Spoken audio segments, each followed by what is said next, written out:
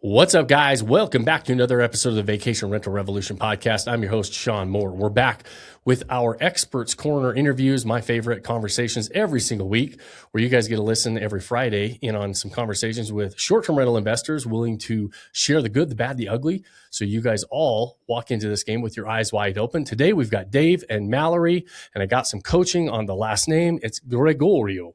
And with my Italian, like if you're watching the video, Mallory said, I got to use the hand when I say Gregorio. And so, Dave, Mallory, welcome to the podcast. Excited about this conversation today. Thanks, Sean. We're really excited too, and happy to share our journey with you and with your listeners and everything that we've gone through in the investing journey. Love it. Love it. Before we dive into the short-term rental investment that we're going to talk about, tell us a little bit of background. Tell us where you guys are from, what pays the bills, some investing experience in the past, or what got you interested in short-term rentals. So let us hear the backstory a little bit. You start. Sure. So we're from Fort Worth, Texas. Dave is a physician. I'm an audiologist. And we got into short-term rentals because we wanted a tax deduction. And so we kind of were nervous about it at first, probably more me than him. And once he presented to me a good platform, Vodyssey, to essentially teach us and give us that education, I essentially said, sure, let's do it. And then it happened very quickly. When was that? Was it last year, the 2025, that we were looking for that tax deduction? So in September, well, really it was in August, Dave approached me about, wanting to start investing. And I was like, okay, well, let's talk about it. And then within 2 or 3 weeks, he essentially said, okay, I've been listening to, Sean Moore with Vodyssey, and I want you to have a meeting, a phone call. And I said, okay. So then we met with someone at Vodyssey. And then within, was it two or 3 days, we ended up deciding that, yes, we were going to sign up and just essentially jump into the deep end. We really didn't take any moments after that to think too much about it. We just decided, we're going to do all of the training and look into everything, learn as much as we can, get on the community, everything. And then, within January, we had put we had wanted to purchase a property in November with the purchase date being in January, backed out of that one, and then turned around like the same day on the last day of that we could, with keeping our money, put another offer in because our realtor, which was suggested to us by Vodyssey, was excellent and was able to save us a bunch of money. And so then we backed out of one and turned around and purchased a different one, essentially the same product. And I was just going to add a little bit about our background too. I am a physician, and that offers us a lot of obvious investing, income and ability. But it wasn't always that way.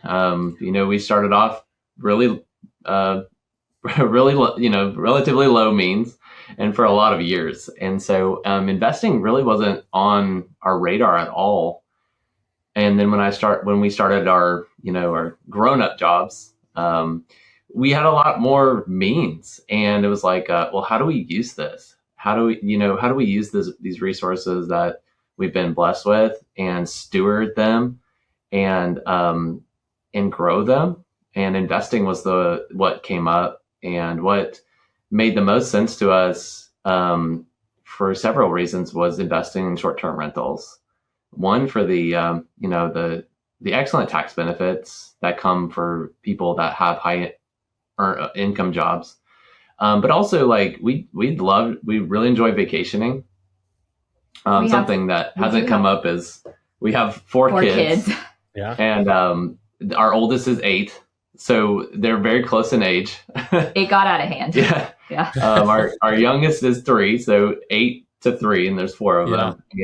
And we love taking trips with them, and so short-term rentals was a great marriage between both of those goals. Yeah, so. Awesome. And it's interesting where it started, where it was primarily thinking about it from a tax play. Obviously, you're like, hey man, you don't realize you guys know from our Vodyssey group, but we work with a lot of physicians, right? There's a lot of physicians within our group, higher income earners, not a lot of tax advantages in what you do. You know, it's a high W-2 type of an income.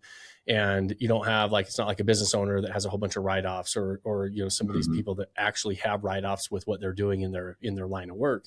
And also, like you mentioned, Dave, is you're in school forever. You're living on school salaries, which is nothing. You're an intern for a while. You're paying off student debt, all these different things. And then boom, all of a sudden you're making all this money overnight. And okay, what do we do now? Like, what do we spend it on? What do we do to like use to be a good steward of it, invest it, like protect it? And both of us had focused, we focused so strongly on our careers and our kids, and just, you know, we never thought about investing, honestly, until last year. We had to. Right.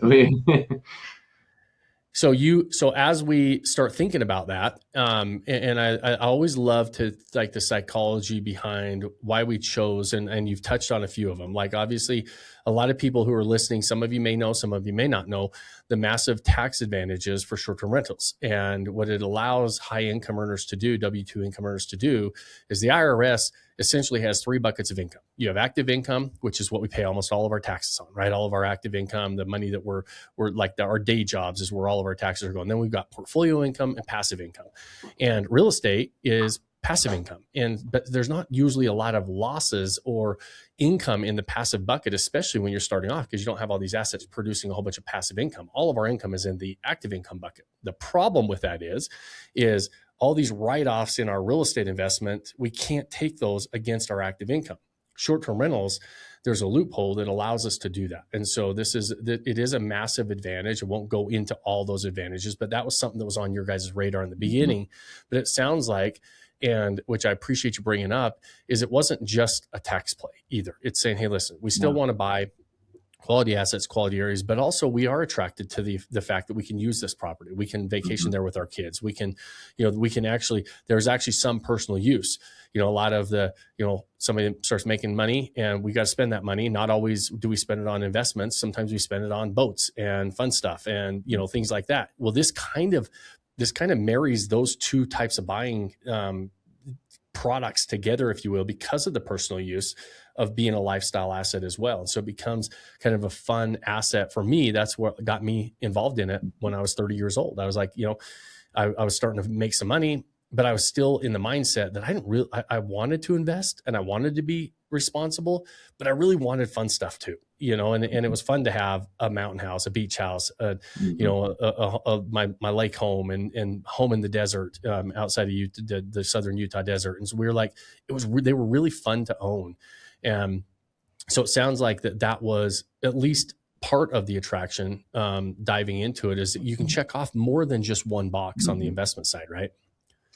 Yeah. And I was just going to add one more thing. Another thing I really love, and the idea of, is also involving, the kids, as they're growing up, they're seeing like the hard work that we're putting in and the fruits of the labor. And they're, even now, they're so excited, like, that we have the property and they can go to it and enjoy it too. And then also see like that, it's a business and how we've formed the business. Yeah. So it's like part of that handing on the baton or, legacy that we're building for them. That is, I'm so glad you brought it up. It's one of my favorite parts of this asset class. And just because I personally experienced it as well. And I've been in real estate I've been now going on 27 years in real estate full time. That's all that's ever paid my bills. And for a lot of that first part of my career was not short-term rentals. It was just regular real estate, regular long-term rentals, development deals, fix and flip properties. And they were just a means to an end. They were great investments. They did a great job of putting us in a position to where we're at today. But also it was just like me doing it, right? And, at the time, Teresa doing it, to a certain extent. And then families didn't get involved in it. When I started doing short-term rentals, I realized how much families got involved and how important I felt like it was as well, is young kids. Like your kids were between 3 and 8 years old, and you're saying they're getting interested in it. I mean, that's pretty amazing that we actually get them interested in something that is like a business, like an investment. And it's, as a parent, I know exactly how that feels because I've watched my kids grow up with it. And they'll give us advice on what we should do here and what we should do there. And why my daughter is like, she will not, they just got their learner's permit. They're 15 years old. So they got their learner's permit, and Wyatt, he's all about, I want to buy my truck, and he's already bought a truck and everything else. And so he takes his money and he goes and does that. Grace is like, I'm not buying, I'm just going to have Wyatt drive me around. I'm saving my money for a vacation home. Like, I've already seen what this does. I'm not spending it on a car or a truck. I'm buying this. And it's kind of fun because you start to see their little personalities at different levels of the game start to gain that interest. And like, those are young kids. 3 to 8 years old is pretty young, right? And so you're seeing them get interested in it, and it's a lot of fun as a parent to watch that, right? Yeah.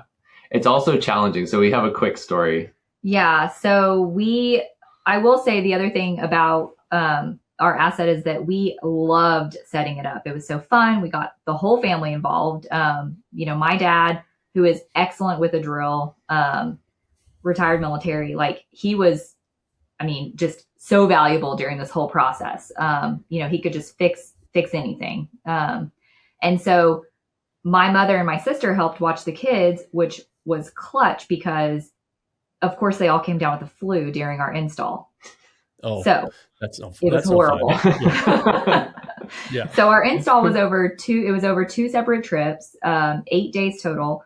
And during the 4-day trip, they all came down with the flu, but of course at different days. So they were dropping like flies. So like number 1, and then number 3, and then number 2, and then number 4. And so, it was just a mess. Like, it was just, so we were like such a mess. Hammering stuff on the wall, feeding Tylenol to somebody, building the furniture. Trying to get the garbage sack before they puked on everything else, right over here. Thankfully, there was no vomit with this flu, thankfully, but we did have to maintain their medication schedule because they just all had, 100, 101, fevers 102 fevers.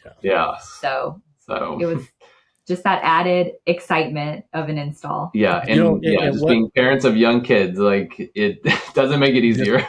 Just navigating it. And they're all the same, right? They're all the same age. Like, you literally have, what do they call them? The Irish twins. You got Irish quadruplets.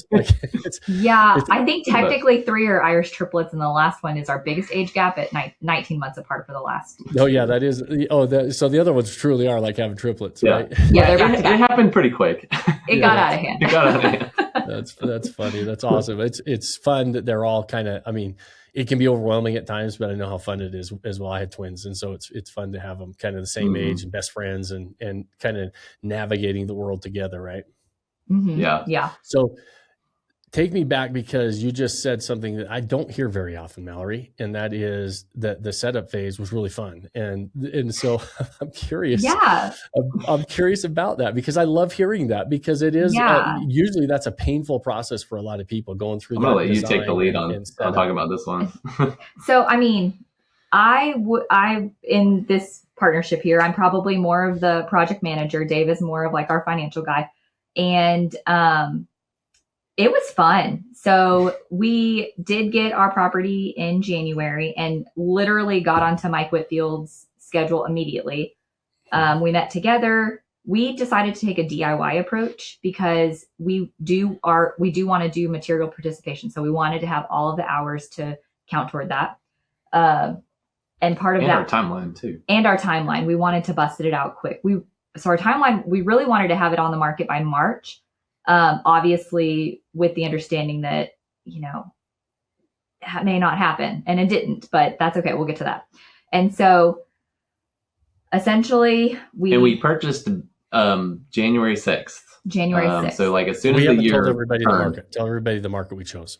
The market is in Port Aransas, and we did a lot of research, like about a month of research on everything in Port Aransas. We could probably tell you every STR that's up and running. And we chose that market because Port Aransas is somewhere we vacationed a lot. When we previously lived in San Antonio, which is about a 2.5-hour drive from there. So it's like a quick run, Texas miles, a quick run to the beach for us. And so we were going about once or twice a year, taking our kids to the beach there in Port Aransas. And so we really took your advice on market location as far as like pick a place you love to go to And that was kind of like, that's where we kept going. So that's why we picked it. Yeah. Love it. Yeah. And which is why the March timeframe was important, because it really kicks off spring break, right? So you're like, hey, listen, I want to capture the spring break numbers that are coming in. Now we're going into the peak season, but go back to your story. I didn't mean to interrupt you, but I wanted everybody to know, as we're talking about those markets, why and where it was. Yes. And another thing, with our coursework is that you can quickly fall into the wrong market. And so there are a lot of really nice properties in Port Aransas, but their HOAs are so high that we really had to take that into consideration. I cannot tell you how many people we contacted about HOA pricing and kind of figured out the area that we ended up purchasing in would turn a profit and turn a good profit if we had a good product. And so essentially where we decided to purchase it, everybody I can talk about this one a little bit because I crunched a lot of the numbers. You did crunch a lot of numbers, yeah. I think it's really important for people to know, like, you got to find the sweet spot as far as your purchase price to your revenue. And that was something we learned from Vodyssey, because she's right. Like, there was actually a lot of pitfalls out there as far as if you're purchasing something that is above what your revenue is going to be, you're going to be in the negative every single month. And we want, above everything else, we do want the asset to cash flow so that it's paying for itself. And what we encountered in Port Aransas, and it may be like this other places, but what we encountered is they have these beautiful communities, beachside communities. Homes are amazing, great floor plans, big spacious homes, lots of amenities like pools, golf carts, swim up bars, everything. Socials, baked into the schedule. And we were like, yes, that's where we want to be. This is beautiful. Looks great in the pictures, of course. But you find out that they have management that you have to use as part of the HOA. And that management actually takes about a 30% cut. They don't give you say on your actual listing. And so that wasn't for us at all. We're like, oh, we're definitely out if those are the stipulations. They're not listed on Airbnb. They're only listed on like their own platform. So if you invested in that, you would be in the negative. I mean, it's a great asset, and I'm sure people love their home on paper. But they're not penciling out. And that just wasn't the goal that we had set. Right. We did want it to be a business generating revenue. Yeah. And so kind of getting back to the original question, I had a blast setting it up. And so we did go with a DIY approach. We were one of the first ones to do a DIY approach, a true DIY approach. And so what that looked like was me essentially spending hours at night when the kids went to bed, ordering about 6 hours, ordering everything that goes into our STR, down to the curtains, down to like the screws and stuff like that you're putting into the artwork. I mean, it was just hours and hours of Amazon ordering, and Wayfair and things like that. And so did that. Of course, then you have to expect all of the things that you've ordered to arrive at your house. And so then that was another probably 10, maybe 15 hours of inventorying it, organizing it into our garage so that we could pack it into a U-Haul when the time came. Additionally, packing into a U-Haul took a lot of sweat, as well as about 2.5 to 3 hours. We did do this across two different trips. And so it was so fun. Like I enjoyed it. I love it. That does not sound fun at all to me, but I loved it. It was fun. Super fun. Very tedious, obviously, but I loved it. And so then on the other end, my retired military dad, was like shocked when he opened the U-Haul. He was like, "This is the best packed U-Haul I've ever seen." And I was like, "I know." So for those like military guys, like they love a well packed U-Haul. Love it. I mean, they've moved plenty of times that they can really appreciate the value. Exactly. That's not their first U-Haul they've seen packed up, right? No, not at all. And so, we unpacked it. I had essentially made a game plan of what we would unpack first across so many days, like, what was important versus the things that we could, do more toward the end of the trip. Same thing with the second trip ended up being most of our wholesale items, just because they took longer to get in. Again, packing the U-Haul. This time we went with the trailer instead of a full truck. It was stuffed. And again, unpacking it, making sure we hired somebody, movers on the other end to help. Basically, it was two young college, you're like 20 somethings. And so they helped us get everything up into the house because it's a stilt house. And I personally did not want to carry a massive couch up 2 stories, to get it into the house. So we hired somebody for that. And we kind of went with the DIY approach also, like, one for like, we set our timeline. So like getting in with wind development and Mike, like it was faster, honestly, if we were going to DIY it. They're like, we can get it up. We can get it up. Right? Yeah. It was probably about a month and a half to 2 months faster. Because we were coming off the holiday. So there was like a small backlog. And since we were coming off of the holiday, they were then starting to schedule them. So because we did DIY, we probably shaved a month to 2 months off of the time. So and that was kind of our goal, is like, let's get it done by spring break. We were trying to shoot for that, and the DIY was going to help us get there quite a bit faster. So we went with that, but it's also like, we wanted to really understand the process. Like, what does this look like, and like, we're young, as you could tell. So we were like, we can handle it. We'll just try it out. I will say it was very long days. We were waking up at about 6 or 6:30, feeding the kids breakfast, and then kind of handing over their care to like either my sister or my mom, and then working. Like, we did not stop working until about 11 o'clock at night, fall into bed and do it all again the next day. And again, building furniture, putting up the artwork. That was fun, we'll say.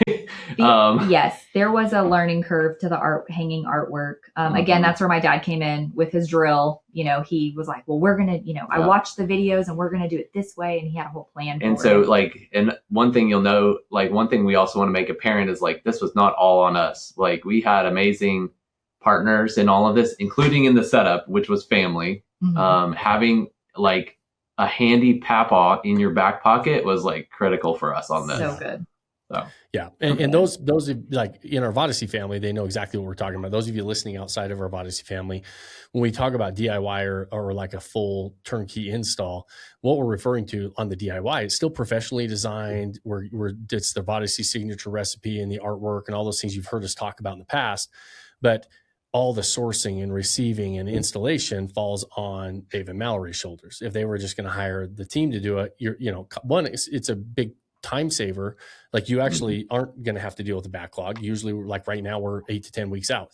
So you're 3 to 4 months out to get a full install done. A DIY, you can do that in half the time or less, but also you save some money there. Now that, but there's a lot more time invested on, the, maybe if you calculate time invested, the money savings isn't that good, but a turnkey means that the team, you're going to pay somebody else to do it, where you guys still, you're not going and sourcing all the art and designing it all. You're still getting that full design, and now you have to go implement it all and execute it, right?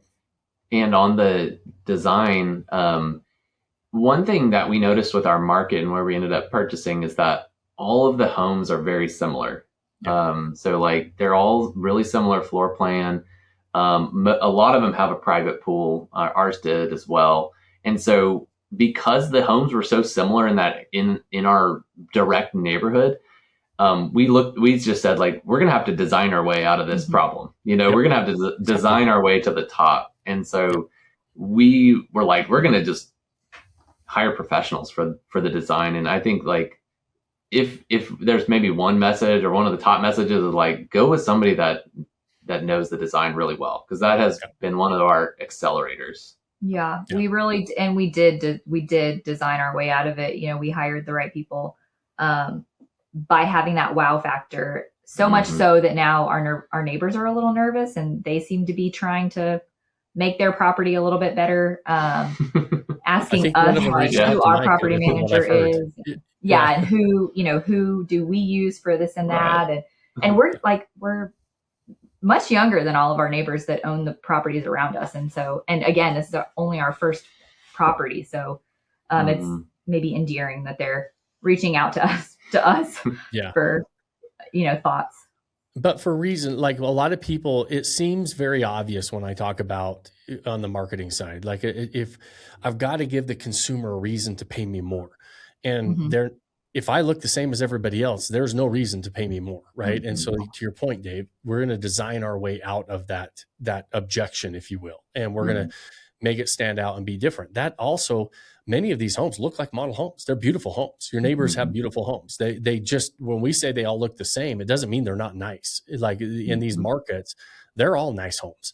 And so we take a little bit of a different approach when it comes to kind of experiential, like immersive type design, and that we can still get a nice return on.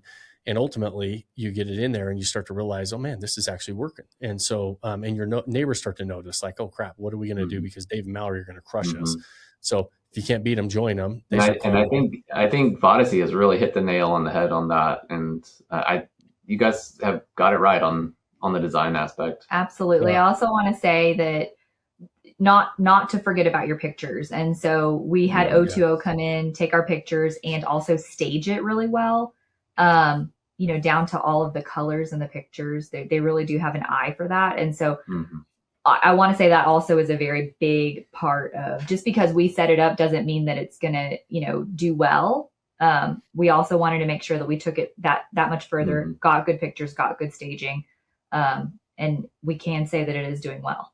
And I think our scroll stopper, our showstopper picture, it looks so much better than all the other ones around that area. When you go to your market, it looks by and far like way better. And I know it's stopping people from scrolling. Yeah. Yeah. It's funny. We were talking, I'm so glad you mentioned that there, Mallory, just even the pictures and everything else, but I'm going to try to put an exclamation point on that point. We were talking about this at lunch today, and I was talking with the team, and I said, it's very interesting as we talk about these different parts of the process, and they're all equally as valuable and important. If, great pictures without good design are not going to do very good. Good design with good pictures, not going to do very good. Good design on a really crappy house, not going to help. Right. And so like you mentioned, like having the right realtors and picking the right property in the very beginning and getting in the right area and not having to deal with, like, when I say, like, there's not one silver bullet, there's 1,000 golden BBs, it's truly, that's the case. And you guys have, I love that you kind of brought that up to highlight that point, is all of these things stack the odds in your favor to get your unfair share of business. And that's ultimately what we're trying to do. But it's, as much as we talk about design, if we have a conversation, we focus on that a lot, but we didn't talk about photography as much. That doesn't mean photography is not as important. It just means, like, all of this is so important to the success. And you mentioned that those lifestyle photo shoots, right? I remember back when we started doing lifestyle photo shoots with Brian and Katie back probably in 2020-ish, 2021 maybe, we started really saying, hey, this is important. Let's figure this out to really kind of articulate the experience at a high level. And back then, when people knew what I was paying on my properties for photo shoots, they were like, you are an idiot. Like, why would you pay that much? Why would you do this? And I started to realize, like, holy, like, this is a pretty big advantage in the marketplace to have way better pictures. Now more and more people are doing that, which is awesome, but still, it's a massive advantage. And in some of these markets, you have to do it, because if your competitors are doing it, you better be doing it as well. And so I love the fact that you brought up that there is a method to the madness. There is a system, and it is really truly a system that all works together. And that's what puts you in a position to succeed. So as we kind of get that process wrapped up, you mentioned the time frame you were trying to hit for March. We had some delays. And so talk to me about the launch and then what the launch has looked like. Yeah, the delays were partially just because of us, with our jobs and then the kids' schooling, things like that, baseball. I mean, the kids still have to live their life. We could not make it down to Port Aransas, back-to-back weekends. It is about a 7-hour drive from where we live. And so pulling a U-Haul is going to take you just that extra, 30 minutes to an hour. And then, add going across the ferry too. So it wasn't just like, oh, let's just go to Port Aransas and finish setting it up. It was, we need to wait for the wholesale furniture. We need to plan our weekend. We need to make sure we have childcare, because God forbid a kid gets sick, which is exactly what happened. And so it's just planning for everything that's going to go wrong. It was a lot of phone calls with my dad. Hey, Dad, everything that could go wrong, let's plan all of the tools that we're going to pack. And, let's make a list of things we're going to buy, even buying food while you're setting up, and then not just for you, but for your 4 kids. Like, so it's just, it was just a matter of planning everything. And so it added to our timeline, but that didn't mean that things weren't happening at the property while we weren't there. While we weren't there, we had landscaping done. We had, fencing. We had a ton of fencing put in. We had fencing moved, like they had to move some of the fencing. The pool continued to get clean. Like there was still tons of stuff happening in the background. I had to install a gas line. That wasn't too fun. Yeah. And then for the heated pool. And then continue to call the city and be like, where's the gas line? And so it's just working with the contractors it's rough. Yeah, it is rough. And so just planning for all of that, which kind of also takes us to some of our pain points is that, you do want to have anywhere from 20 to 30 extra buffer so that you can make things happen. When you decide last minute, we do want to get a gas line instead of like a heat pump for the pool because nobody else has one. Right. You can then decide to spend that extra $2,000 or $3,000 so that you can be more competitive in that market because none of your neighbors have a gas line for their pool. It's things like that where you just really have to know the market, but obviously timelines don't always stick. So when was the official launch date? The official launch date was April 14th. It was a Monday. So it was about a month after we were trying, maybe 3 weeks, 3 weeks to a month after we were trying to get it ready. So we missed the spring break rush though. We were on the missed the spring break rush, but it did not stop us from doing well. In San Antonio, they also celebrate Fiesta. And so, and then as well as Easter. And so we hit both of those weekends. We also got in Port Aransas, the lead time's about 5 to 7 days. So we got some random people that wanted to book in the middle of the week to go fishing. They have Sandcastle Festival and Kite. We did hit Sandcastle Festival, which was awesome. So we still, there's still lots of stuff going on down there that we did not miss. Spring. Yeah. You guys chose, like we talked a lot about the DIY setup, install, all that stuff, but you guys also chose with your management, to hire a management partner down there, right? Correct. Yes. So Vodyssey recommended our realtor. She was probably one of the best realtors we've ever worked with. Yeah. And Jacob. Who was it? Shout her out. Was it Catherine Miller in Port Aransas? Good job, Catherine. She's wonderful. And she kind of focuses more on like the people who want to rent, short-term rentals and such. Awesome. But she was like, she's fantastic. I mean, she is like on top of the market. She lives there and she just knows everybody. She knows everything about Port Aransas. Like she was just such an excellent resource. And she also saved us $40,000 too. And this, you want to tell the story? Yeah. So we had put an offer in on a house. And I cannot think because, I don't know realtor stuff. But essentially you have a certain amount of time before you can back out of it and not lose any of your due money. Diligence. Yep. Your inspection, your due diligence. Yep. And so your earnest money. Money. And so on the last day, 2 hours before we were about to lose it, our money, we had put an offer in on another house that was $40,000 cheaper, exactly the same house, had a pool, less fencing. And it was coming from the builder. Instead of like somebody that owned it. I mean, so she found it off market. It was just she was just networking with the builder. Yep. And then another thing I also liked about the deal was that she was going to make more commission. And so I liked that as well, because she was just worth it. Like she was just amazing. Awesome. Good. That's awesome. So she recommended a property manager. She had obviously given us about 3 or 4. I had interviewed all of them based on, the resources, and we ended up going with someone that our realtor had recommended.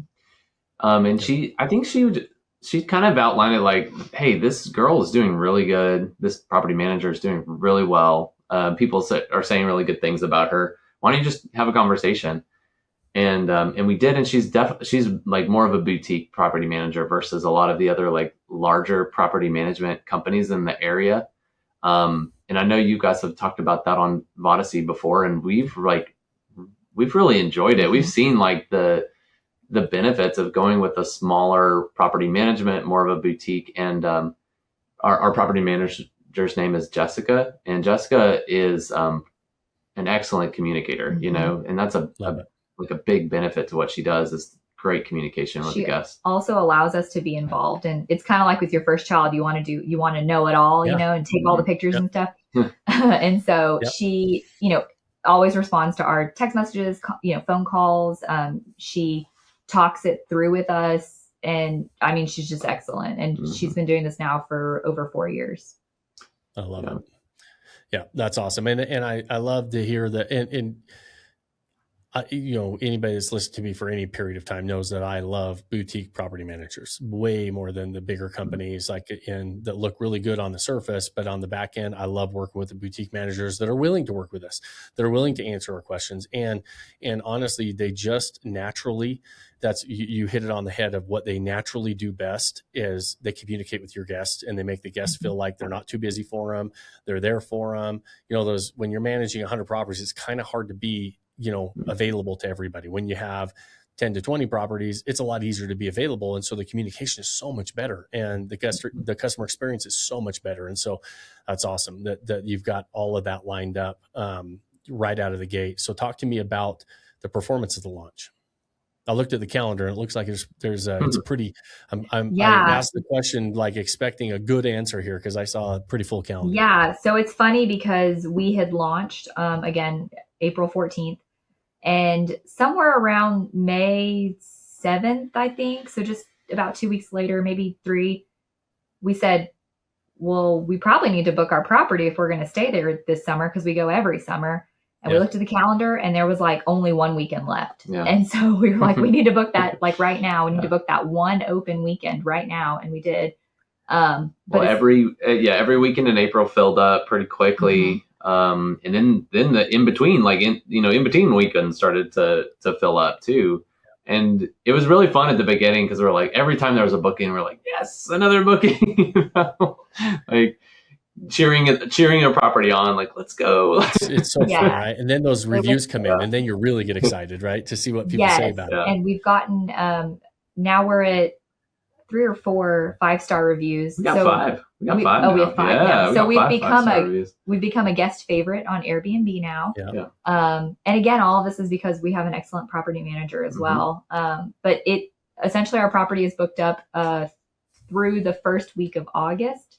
And then we also have a few bookings into September. That's awesome. Yeah. That's so really exciting. We're super happy about the summer performance. Like, it's been great. How has it been as far as your projections to actuals, as far as like numbers, occupancy, especially on that first year?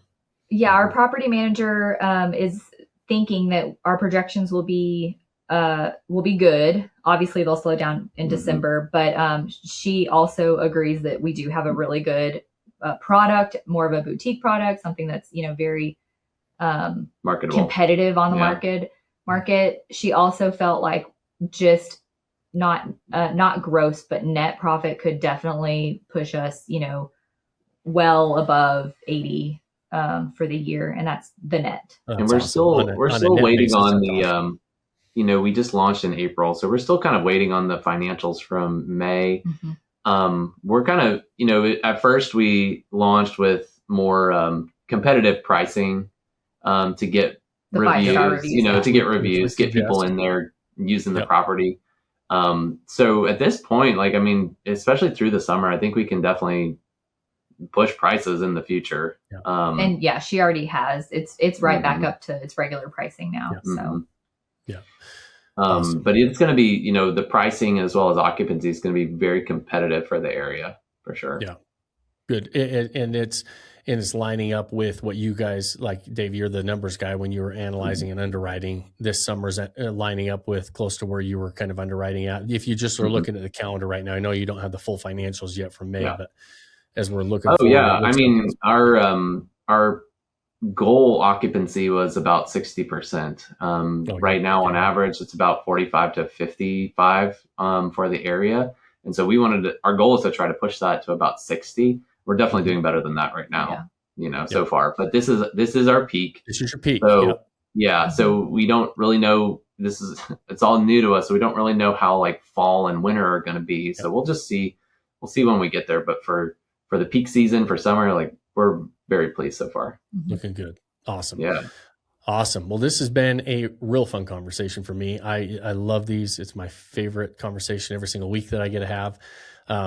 Just being able to share the story, get the updates, hear about it. I do have a surprise for you because I just pulled up your listing. You have officially 6 reviews now, not even 5. So you must have got another one that just came in. So awesome. Those of you that are listening, you guys know that we post these properties in the show notes because success does leave clues. All those things that we're talking about, you can visualize and see and put a picture to the conversation. And if you're in that area, I highly suggest going and booking and staying at some of these top performing properties so that you can really get the real fit and finish and feel of the entire experience. And so we put those links in the show notes for those of you listening. But before we wrap up, you guys, I put you on the spot. You each have to answer the question of our goal here is to help people walk into this with their eyes wide open. I know before we even hit play, you guys, that was your goal too. You said, hey, listen, we want to kind of pay it forward and share how this process works. But now that you've gone through it, get ready to maybe do it again here at some point. And what are something that you learned or that you wish you knew before you started? You go first. I'm going first. You go first. I would say expect things to go wrong. So when you're doing your install, especially if you're doing a DIY install and essentially ordering and doing everything all yourself, expect something to go wrong because it will. And you just need to kind of roll with it. So things that went wrong with ours was we ended up with a chair, not a chair that we ordered, but couldn't send it back. So we got a free chair. We ended up not being able to correctly hang a light fixture to one of our wall artwork. Mm-hmm. And I mean, we butchered it, but you can't tell from the front. And so we got it done. We got it on the wall and we rolled with it. And we probably wasted about 2+ hours of our life doing that. And then, the flu, like 4 kids getting the flu when you're trying to install a whole house, like things are going to go wrong. So just keep going. Love it. Love it. And I love that. And that's why I like having these conversations anyways, is because, and before we hit play, I even told you guys, don't be afraid to share the challenges, because when you go through it, sometimes you feel like, am I the only one that is this problem the only, does it only happen to me? Like we always kind of feel like, oh man, everybody else's must have been so smooth and mine just doesn't feel smooth, right? Mm-hmm. That's not the case. There's challenges and there's going to be things that happen. You don't know what it is going to be. Maybe the kids get sick. Maybe they don't. Maybe we show up with the wrong furniture. We have to roll with, we got to figure it out. Something's going to happen and it's not a deal killer. At the end of the day, you roll with it, you figure it out and you move on to an amazing property. Right. And so, but in the middle of it, sometimes it feels like, did I do something wrong? Because this seems to be like all these things seem to be hitting me all at once. Because like I always tell people during that setup phase, especially, like I always say the acquisition phase sometimes can feel like a marathon depending on the market you're in, because you have to be so patient and you have to wait for that right property and you have to look at a lot of properties and it can take a long time. But the setup phase, I always akin it to like a sprint. It's like if anybody's ever done track and field and you're like in a 400-yard sprint or even the 800-yard sprint, it's like a full-on sprint for 1 or 2 laps and it's miserable the whole time. It sucks. It's like, it's hard. You're like, man, I just want this thing to end. But when it's over, it's like, okay, good. I just accomplished that. It's over, right? It's kind of short-lived, but it's pretty intense short-lived, right? And so, and some of that intensity is some of the issues that come up. And I love that you brought that up and